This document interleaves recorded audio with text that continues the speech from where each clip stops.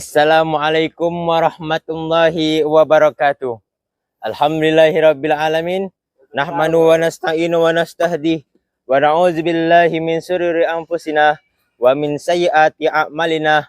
May yahdihillahu fala mudhillalah wa may yudlilhu fala hadiyalah.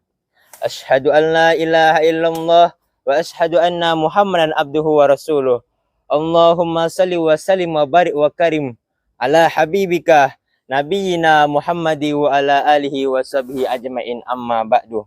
Bersyukur kita kepada Allah Subhanahu wa ta'ala dengan mengucapkan Alhamdulillahi Rabbil Alamin.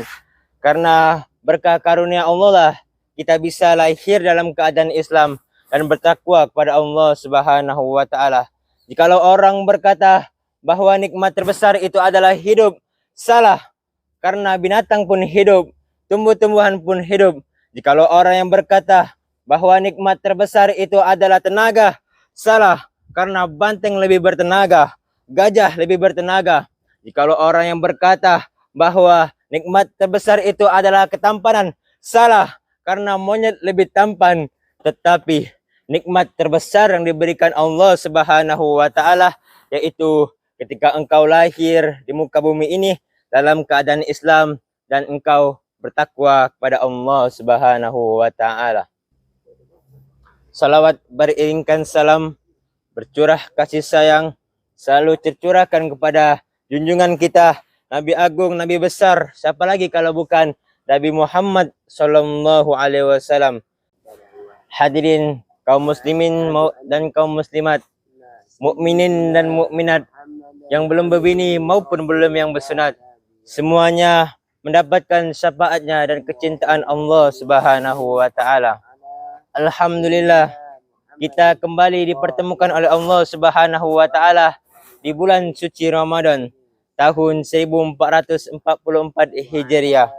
Ketahuilah hadirin bahwasanya bulan Ramadan adalah bulan yang sangat mulia, yang mana di dalam bulan ini Al-Quran diturunkan, yang mana pada bulan ini pintu surga dibuka lebar-lebar dan pintu neraka ditutup rapat-rapat.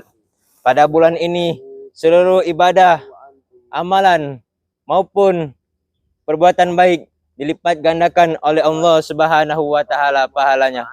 Oleh karena itu, kita sebagai muslim yang sejati agar selalu meningkatkan ketakwaan kita kepada Allah Subhanahu wa ta'ala, yaitu dengan cara menjalankan seluruh perintah-perintah Allah Subhanahu wa ta'ala dan menjauhi segala larangan-larangan Allah Subhanahu wa ta'ala.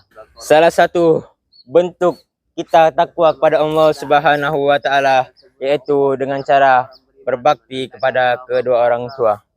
Allah Subhanahu wa ta'ala telah berfirman dalam Al-Quran, "Wa qada rabbuka alla ta'budu illa iyyah wa bil walidaini ihsana imma yablughanna indakal kibru ahaduhuma aw kilahuma fala taqul lahumā uffi wa la tanharhumā wa qul lahumā qawlan karīmā." Dan Tuhanmu telah memerintahkan kepada kamu agar tidak menyembah selain kepadanya, dan berbuat baiklah kamu kepada kedua orang tuamu. Dan apabila keduanya telah berusia lanjut dalam pemeliharaanmu, janganlah sekali kamu berkata kepadanya, dan janganlah kamu membentaknya, dan ucapkanlah kepadanya perkataan-perkataan yang mulia. Quran Surat Al-Isra ayat 23. Yang telah mengandungmu selama 9 bulan 10 hari lamanya, melahirkanmu dengan susah payah, mengalir darahnya, menyusuimu selama 2 tahun lamanya, membesarkanmu hingga saat ini. Dan juga ayahmu yang telah mencarikan nafkah kepada kamu, pagi ketemu pagi, sore ketemu sore. Ketika panas tidak kehujanan, ketika hujan tidak kepanasan, banting tulang siang dan malam hanya untuk memberikan yang terbaik untuk anak-anaknya. Maka wajib bagi kita untuk berbakti dan berbuat baik kepada kedua orang tua kita.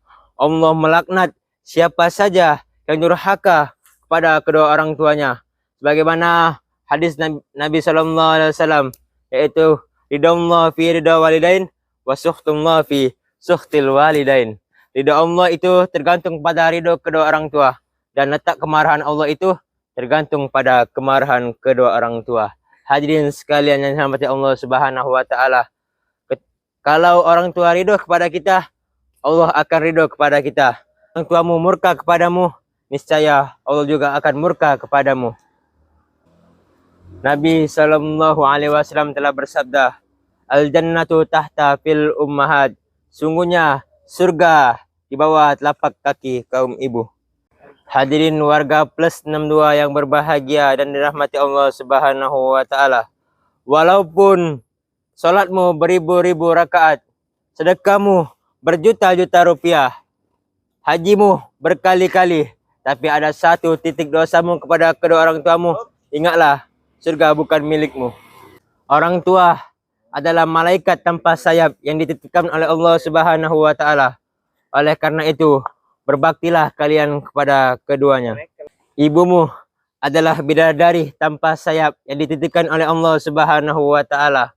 Oleh karena itu, berbaktilah kepadanya, jagalah dia, jadikanlah dia sebagai raja, dan doakan yang terbaik untuknya. Berilmu tidak berjimat. Doa ibu adalah doa yang paling hebat. Mungkin ini saja yang bisa saya sampaikan. Lebih dan kurang saya mohon maaf. Kepada Allah kita sama-sama mohon ampun. Billahi taufiq wal hidayah, waridha wal inayah. Wassalamualaikum warahmatullahi wabarakatuh.